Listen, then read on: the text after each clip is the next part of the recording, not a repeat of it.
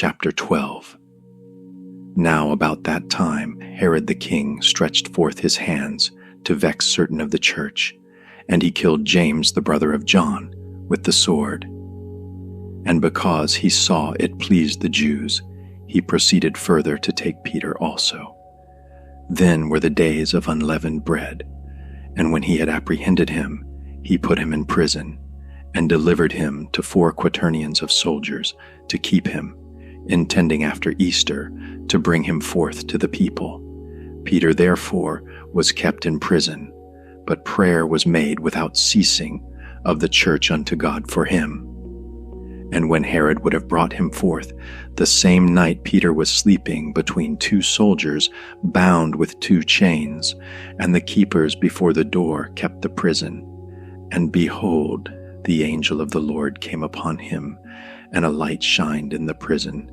And he smote Peter on the side, and raised him up, saying, Arise up quickly. And his chains fell off from his hands. And the angel said unto him, Gird thyself, and bind on thy sandals. And so he did. And he saith unto him, Cast thy garment about thee, and follow me. And he went out, and followed him, and wist not that it was true which was done by the angel, but thought he saw a vision. When they were past the first and the second ward, they came unto the iron gate that leadeth unto the city, which opened to them of his own accord. And they went out, and passed on through one street, and forthwith the angel departed from him.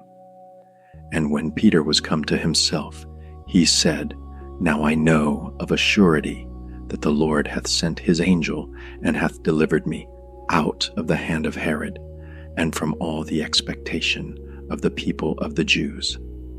And when he had considered the thing, he came to the house of Mary, the mother of John, whose surname was Mark, where many were gathered together, praying. And as Peter knocked at the door of the gate, a damsel came to hearken, named Rhoda. And when she knew Peter's voice, she opened not the gate for gladness, but ran in, and told how Peter stood before the gate. And they said unto her, Thou art mad. But she constantly affirmed that it was even so. Then said they, It is his angel. But Peter continued knocking. And when they had opened the door, and saw him, they were astonished. But he, beckoning unto them with a hand to hold their peace, declared unto them how the Lord had brought him out of the prison. And he said, Go show these things unto James and to the brethren. And he departed, and went into another place. Now, as soon as it was day, there was no small stir among the soldiers what was become of Peter.